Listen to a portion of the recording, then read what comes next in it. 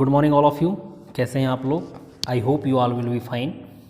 Now आज का जो हमारा डिस्कशन होगा वो होगा class 6 geography chapter 5 major domains of the earth का पार्ट 3। ठीक है, सेकेंड पार्ट में हमने कॉन्टिनेंट तक डिस्कशन कर लिया था, जिसमें हमने 7 कॉन्टिनेंट्स के बारे में स्टडी किया था, जिसमें Asia, Europe, Africa, north America, south America, Australia and Antarctica तक हमने पढ़ लिया था। ठीक है, तो अंटार्कटिका ये देखिए आप, अंटार्कटिका में आपको दो चीज़ें याद रखनी है, Maitri and Dakshin Gangotri. These are the name of research station of India, जो कि अंटार्कटिका में बनाए गए हैं। ठीक है, तो आज हम देखेंगे हाइड्रोस्फीयर के बारे में। तो देखिए हाइड्रोस्फीयर के बारे में लिखा क्या है यहाँ पर कि the earth is called the blue planet. More than 71% of the earth is covered with water and 29% is with land। ठीक है, तो अर्थ के बारे में यहाँ पर कहा कि अर्थ को ब्लू प्लैनेट कहा जाता है। अब ब्लू प्लैनेट का मतलब होता है नीला ग्रह, और नीला ग्रह इसलिए कहा जाता है क्योंकि more than 71% of the earth is covered with water, की लगभग 71% का जो एरिया है अर्थ का वो वाटर से कवर है, एंड 29% का जो एरिया है वो लैंड से कवर है। ठीक है, hydrosphere consist of water in all it's form. All it's form का मतलब ये होता है कि मैटर के जो 3 स्टेट्स होते हैं, सॉलिड, लिक्विड एंड गैस। तो यही बोला है कि वाटर जो है कि हाइड्रोस्फीयर का जो वाटर है, ठीक है, वो तीनों फॉर्म पे अवेलेबल है। जैसे यहाँ पर लिखा कि as running water in ocean and river and in lake, की जो रनिंग वाटर है यानी बहता हुआ पानी है लिक्विड फॉर्म पे जो है वो ओशन, रिवर्स एंड लेक्स में है। आइस इन ग्लेशियर, आइस जो कि सॉलिड पार्ट होता है, ठीक है, वो ग्लेशियर्स में है। And underground water and the water vapour in atmosphere, और जो गैसेस वाला पार्ट है जैसे वाटर वेपर है, ठीक है, वो आपको एटमॉस्फेयर पे मिलेगा। And all comprise the hydrosphere, ये सारी चीज़ें मिलकर हाइड्रोस्फीयर बनाती हैं। More than 97% of the earth is water is found in the ocean and is too salty for human use. ठीक है, कि जो टोटल जो 71% पानी जो अर्थ पे अवेलेबल है उसका यदि हम देखें तो टोटल वाटर का ये आपको इमेज दिख रहा होगा। देखिए ये इमेज यहाँ पर दिख रहा है कि 97.5% जो वाटर है वो कहाँ पर है? ओशन पर है, यानी समुद्र पर है, जो कि सॉल्टी है, जिसको ह्यूमंस अपने यूज़ के लिए, पीने के लिए यूज़ नहीं कर सकता। A large proportion of the rest of the water in the form of ice sheet and glacier और under the ground and a very small percentage available as fresh water for human. ठीक है, और जो पानी पीने लायक है, जो fresh water है, ठीक है, उनमें से बहुत सारा पानी जो है वो ग्लेशियर्स में है। जैसे यहाँ पर देखेंगे आप, ऊपर लिखा 2.5% ही फ्रेश वाटर है, उसमें भी यदि आप देखें तो काफ़ी सारा पानी जो है वो आइस शीट या ग्लेशियर के रूप में है। ठीक है, और बहुत सारा पानी अंडरग्राउंड लेवल पर है। तो यहाँ पर लिखा है कि small percentage available as fresh water for human, कि सिर्फ कम अमाउंट में ही फ्रेश वाटर ह्यूमंस के लिए अवेलेबल है। ठीक है, फिर यहाँ पर आप देखेंगे इस इमेज में कॉन्टिनेंट्स के बारे में यहाँ पर लिखा है। ठीक है, सॉरी, हाँ, north America, south America, Europe, Asia, Africa, Australia, Antarctica, ये सब नीचे लिखा है कि figure 5.3 comparative size of continents. फिर लिखा है कि count the square given in figure 5.3 and answer the following. Name the largest continent and which is larger, Europe और ऑस्ट्रेलिया। तो सबसे पहले आप देखेंगे यहाँ पर कि लार्जर, तो आपको ब्लॉक्स गिनने हैं यहाँ पर, तो आप सबसे लार्ज आपको दिखेगा एशिया कॉन्टिनेंट। ठीक है, और दो कॉन्टिनेंट में कंपेयर करने के लिए कहा है कि यूरोप और ऑस्ट्रेलिया, तो ऑस्ट्रेलिया ये है और यूरोप ये है। तो आप देखेंगे कि नंबर ऑफ कॉलम्स यूरोप में ज़्यादा हैं, तो ऑस्ट्रेलिया से जो बड़ा कॉन्टिनेंट है वो यूरोप है। फिर आप नीचे आते हैं यहाँ पर लिखा कि hence despite being a blue planet we face a shortage of water. तो यहाँ पर कहने का मतलब ये है कि ब्लू प्लैनेट होने के बाद भी यहाँ पर वाटर की जो प्रॉब्लम है, वाटर का जो शॉर्टेज है, वो लोगों को देखने को मिलता है। ठीक है, अब हम आते हैं ओशन की तरफ। देखिए पेज नंबर 34 पर है, ये नीचे पेज नंबर लिखा हुआ है। तो यहाँ देखेंगे ओशन पे क्या लिखा है कि the ocean are the major part of hydrosphere, कि ओशंस, ठीक है, कि ओशंस के बारे में बात की कि मेजर पार्ट है हाइड्रोस्फीयर के, यानी काफ़ी सारा पार्ट जो है वो ओशन का है। दे आर ऑल इंटरकनेक्टेड, और सारे के सारे इंटरकनेक्टेड हैं।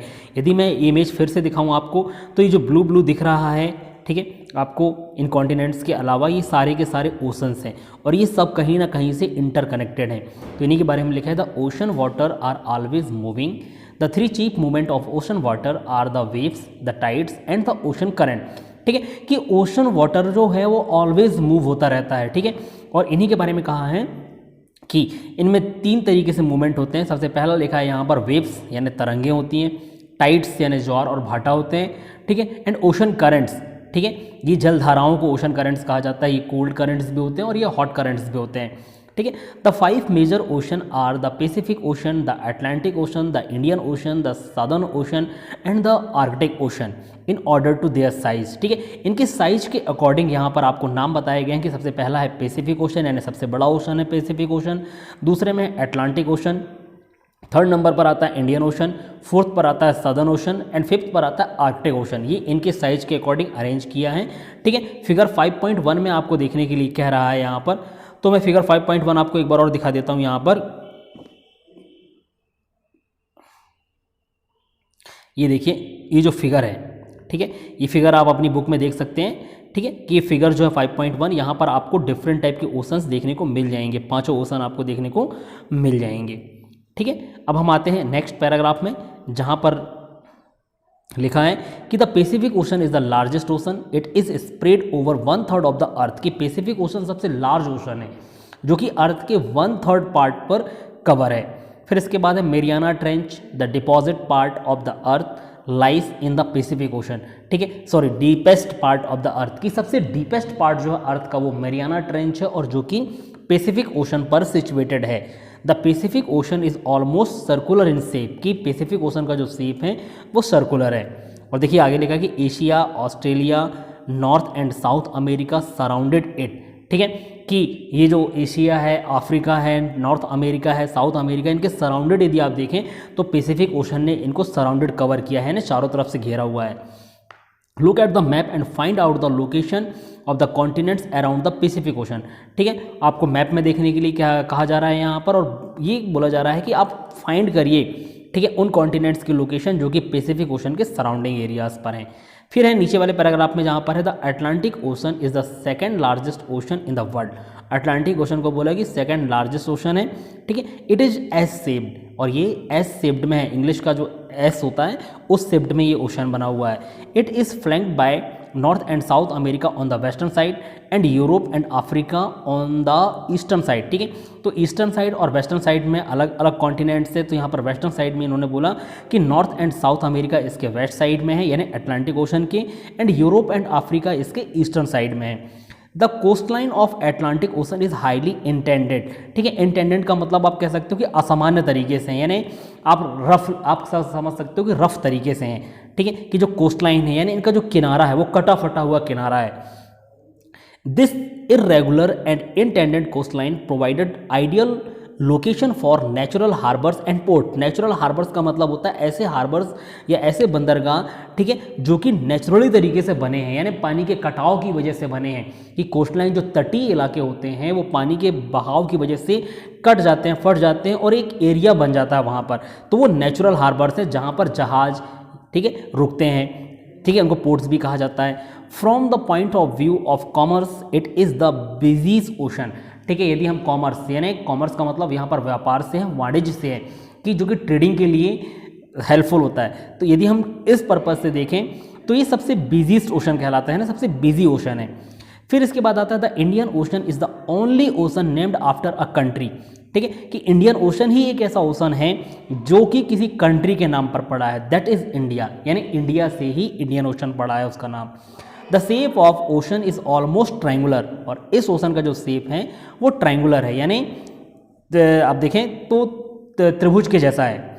And in the north it is bounded by Asia, in the west by Africa and in the east by Australia, ठीक है, कि इसके ईस्ट में आपको ऑस्ट्रेलिया मिल जाएगा, वेस्ट में आपको अफ्रीका मिल जाएगा, और यदि हम नॉर्थ में देखें यानी ऊपर की तरफ देखें तो इंडियन ओशन की ऊपर की तरफ एशिया कॉन्टिनेंट है, ठीक है। नेक्स्ट पैराग्राफ है यहाँ पर कि the southern ocean encircled the continent of Antarctica and extend northward to 60 degree south latitude, ठीक है। अब सदर्न ओशन की बात किया तो इन्होंने बोला कि जो कॉन्टिनेंट है अंटार्कटिका कॉन्टिनेंट, इसको चारों तरफ से कवर किया हुआ है सदर्न ओशन, ठीक है। और नीचे की तरफ से हम यदि ऊपर की तरफ जाएं, यानी साउथ पोल से हम यदि इक्वेटर की तरफ मूव करेंगे तो 60 डिग्री नॉर्थ लैटिट्यूड तक इस ओशन का एक्सटेंड है, यानी ये ओशन वहाँ तक फैला हुआ है। फिर इसके बाद नीचे वाला पैराग्राफ देखें, ये है the Arctic ocean is located with in the Arctic circle and surrounded the North Pole, ठीक है। जो आर्कटिक ओशन है, ठीक है, वो आर्कटिक सर्कल पर है, और साथ में नॉर्थ पोल को पूरी तरीके से कवर किया हुआ है, यानी नॉर्थ पोल यानी सबसे ऊपर का जो पोल है अर्थ का, उसको पूरा घेरा बना कर इन्होंने कवर कर लिया है इस ओशन ने। It is connected with the Pacific ocean by a narrow stretch of shallow water known as Bering strait. इसी स्टेट के बारे में मैंने आपको पहले भी बताया था कि ये जल संधि होते हैं, ठीक है। मैं आपको एक बार और दिखा देना चाहता हूँ कि स्टेट क्या होता है। तो आप यहाँ पर देखेंगे तो ये कहलाता है स्टेट, देखेंगे आप यहाँ पर, ये स्टेट यहाँ पर लिखा है जो कि इंडिया और श्रीलंका को कनेक्ट कर रहा है, यानी वाटर का जो कनेक्शन है, ठीक है, एक कॉन्टिनेंट से दूसरे कॉन्टिनेंट या एक जगह से दूसरे जगह को जो कनेक्ट करता है वो ओशन क्या है, वो स्टेट। तो हम यहाँ पर थे जहाँ पर मैं स्टेट के बारे में आपसे बता रहा था कि स्टेट के बारे में लिखे, the state is a narrow passage of water connecting two large water bodies like seas and ocean, कि ओशन और सीज के ठीक कनेक्ट करने वाली जो लार्ज वाटर बॉडीज़ होती है, ठीक है, वही स्टेट कहलाती है। एक नैरो पासेज यानी एक पतला सा रास्ता होता है, ठीक। तो इसके बारे में मैंने बता दिया आपको। तो हम यहाँ पर थे कि the Arctic ocean is located with in the Arctic circle and surrounded the North pole.